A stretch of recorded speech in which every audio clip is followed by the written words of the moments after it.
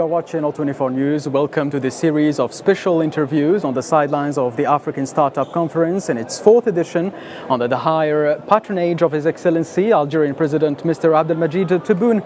I'm your host, Yassine Rekti. Today we are honored to have three distinguished guests with us of high-level officials from the African Union Commission. With us is Her Excellency Ambassador Salma Malika Haddadi, Deputy Chairperson of the African Union Commission. You're very welcome, Mrs. Haddadi, with us. Good evening. Thank you. Thank you for accepting our invite. We are also honored to have Professor Gaspard Bianchimbona. He is Commissioner for Education, Science, Technology and Innovation. Welcome, sir. Very welcome. Thank you for being with us on All24 News.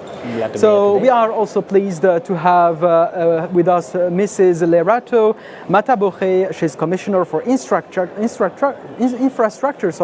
and Energy.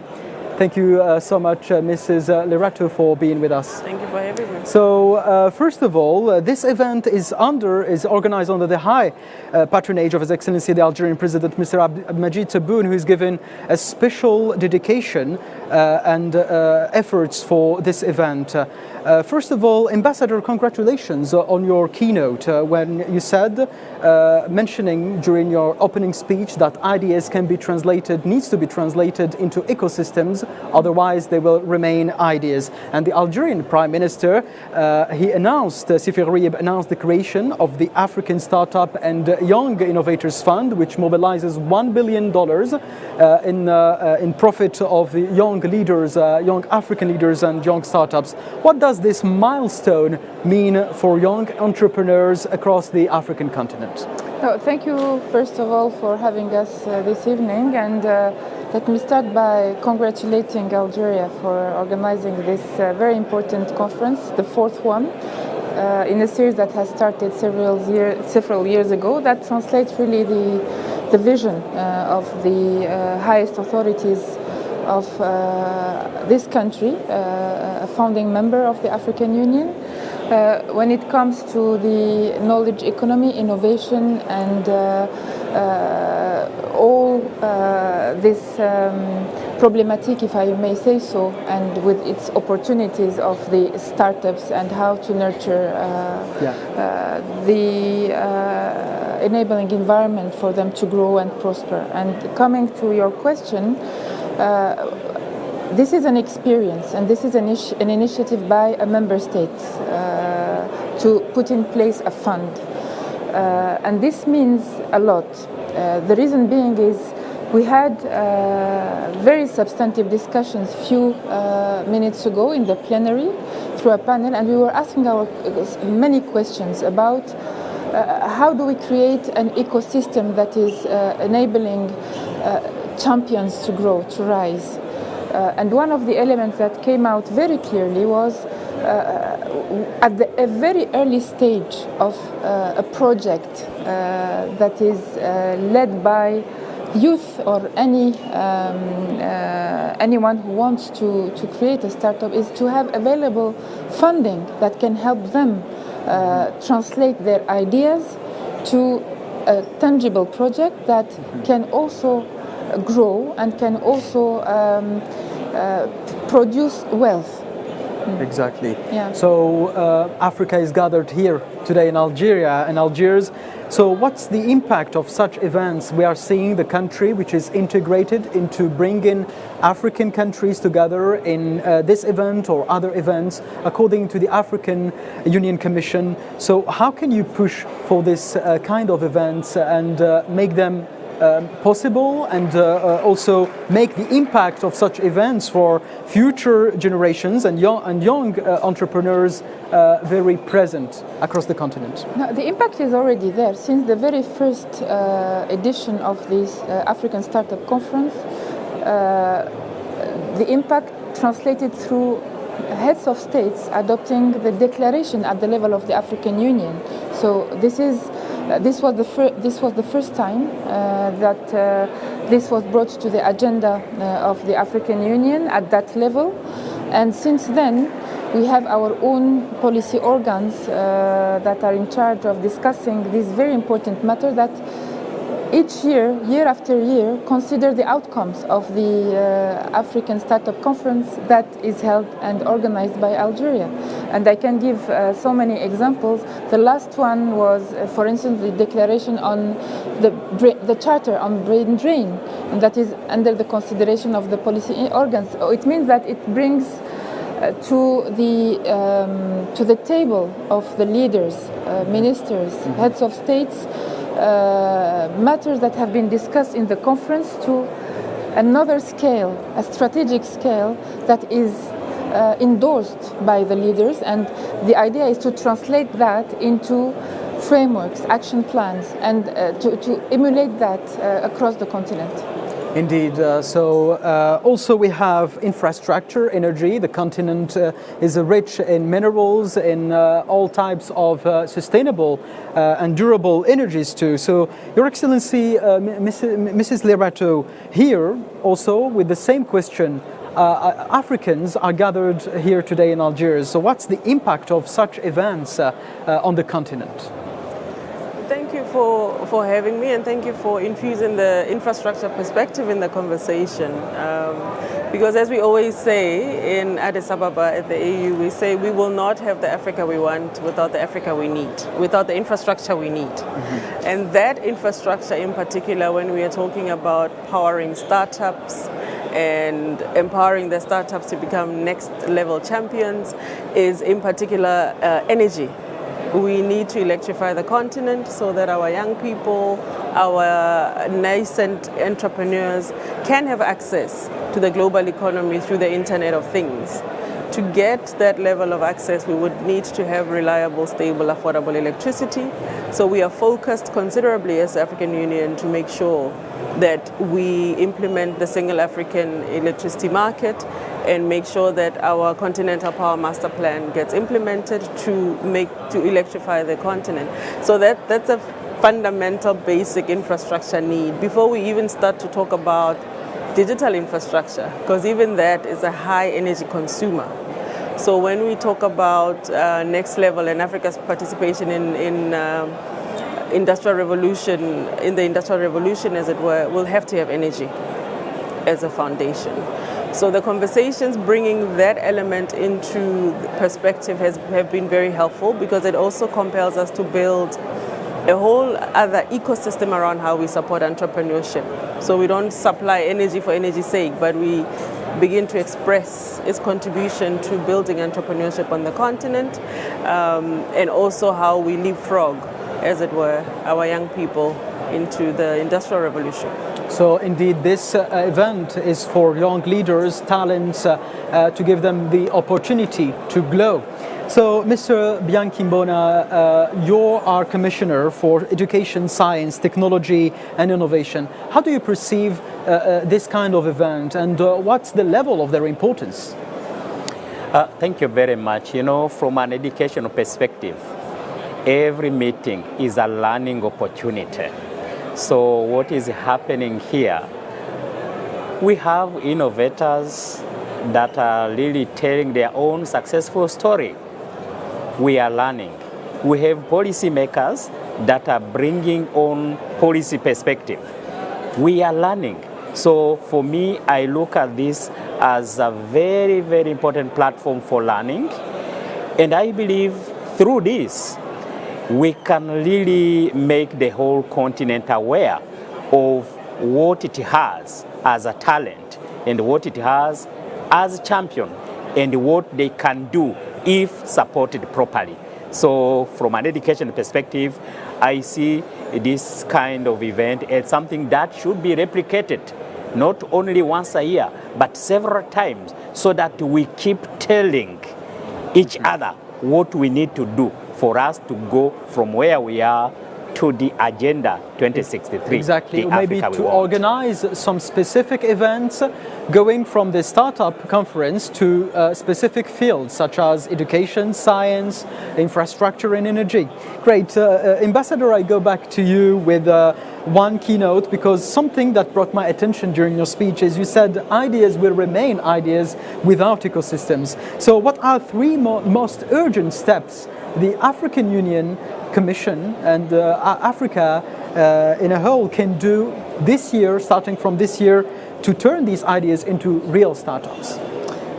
The very first action that we can do is ahead of the summit or our sectorial ministerial conferences to take the outcomes of this conference, to take the essence of the discussions and to put that to the leaders to consider. Mm-hmm. Why? Because this is the only way, or one of the most important ways, to push them to think what at their level as leaders they can do in order to facilitate in terms of regulations, in terms of incentives, in terms of financing the entrepreneurial energy they all have in their countries. Yeah. Second, I think we've heard several times today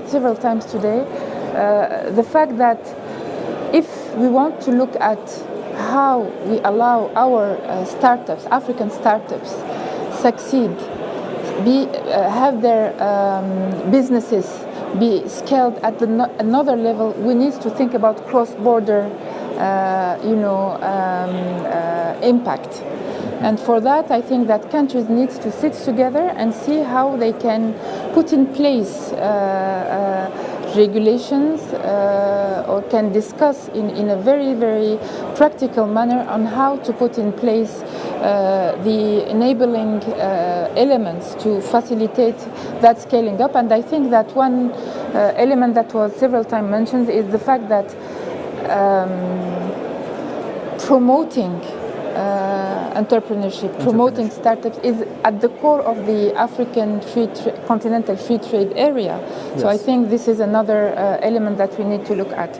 The third one, and you have said three, but I think that there are several elements. Of course, yeah. One of them would be to think about how to support the startups, the youth, through financing, to really put at their disposal the mechanisms, the tools to be able to translate ideas to projects, mm-hmm. and from projects to businesses, and sustainable businesses, not only businesses that would have a very short time, limited lifetime, yeah. But businesses that grow, meaning that to have systems that would believe in those entrepreneurs, yeah. and that would invest in them. Yes. Also, under the high patronage of His Excellency the Algerian President Mr. Abdelmajid Tebboune, the Prime Minister, on his behalf, announced today the foundation of a 1 billion African Startup and Young Innovators Fund. So this fund is launched by Algeria, is meant to boost the foundation and a platform for African leaders and innovators to boost their, to start up their, or to translate their ideas into startups. So how do you see, what's the importance of this fund, according to you? First of all, it's an initiative and that translates really a sense of priority that was given by the Algerian highest authorities, His Excellency Abdelmajid Tebboune, to the fact that this is precisely my third element, my third point, how to make available the required resources to start. We are talking about startup and to rise, to be champion. Mm-hmm. I think that this translates the fact that the Algerian authorities really believe in the entrepreneurs, the young entrepreneurs, those who through startups can really contribute to the economy. And this, as an African Union, we look at it very positively as an example to be shared. And His Excellency Commissioner Education, Science, Technology and Innovation, His Excellency Mr. Gaspar, has referred to the fact that this is an opportunity to share experiences, good experiences, so that we can strengthen our capacity to get inspiration from other experiences. Mm-hmm. Indeed, thank you so much. So, Mrs. Lerato, I go back to you. Infrastructures and energy, as I said before in my introduction, the continent is rich in minerals, is rich in energy and oil and gas and many other important resources. So what do you think, how can young leaders from their talents benefit from the resources of the continent? Because it's a rich continent, so we must say that sometimes financing is just at their doorstep. Yeah. No, that's a very important element. And what is actually fascinating on our continent is an ecosystem of young entrepreneurs and young innovators in the renewable energy space on the continent already there. Earlier this year we had what is called the Youth Energy Summit. One was held in Cape Town, another one is being held this week, in fact, in Ghana, bringing together young African entrepreneurs in the energy space with innovations around renewable energy. So what is fascinating is that these are young people that have done it by themselves, but now because that they need to scale, we need to come to the party as policymakers and have the right infrastructure and policies and funding mechanisms for them. That is why then the announcement of the fund by Algeria is so impactful. Because if we are deliberate and say that this fund is going to then support startups in the following strategic sectors for the Algerian and the regional economy, then we are able to strengthen the value chain of developing strength on the continent. And of course, when it comes to the issue of Africa's rich mineral resources or even rich resources of wind, sunlight, etc., it still says that for the foreseeable future, we're going to have a big need and a big innovation boom in the renewable energy front. And we need to have a strategic plan about what that looks like for crowding in African innovation, intellectual property that you would need to keep on the continent, and many other elements that we are now considering as the African Union. Indeed, and also one of the main points of starting up is education. So Professor, I go back to you with the main question, which is how can we shape an educational system in our African continent, in our countries, that can serve this purpose, creating a startup pipeline? Thank you very much. I think indeed we needed to start from there, because when we talk about startup, we are already having a successful person. We don't know where he came from. So my understanding is our education systems, that some of them are a legacy of our past, needed to be readjusted to the current reality. Mm-hmm. We no longer need to train people with degree who will be sitting in office. And the younger generation is telling us that we need hands-on skills. So we really need to make sure that from an education perspective, we develop the talent. We put every infrastructure needed in place to make sure that each and every natural talent in any young African is developed so that it can be pushed to the next level of having creative ideas, then either through research or through any other process that it may go through, then come up with an innovation that can be taken through a startup as a product or a service. And then we move it to what we want to achieve as knowledge-based economy. So my understanding is education is a kind of starting point, because we have been having people who manage to innovate without having any of the formal education that we provide. That is right, but it is not sustainable. It is not predictable. If we want really to predict the number of champions we want to lead our economy, then let us start from there. Let us cultivate them. Let us groom them up to the level we want them to be. And I want to appreciate that particular fund for innovation. Yeah. It's really very important.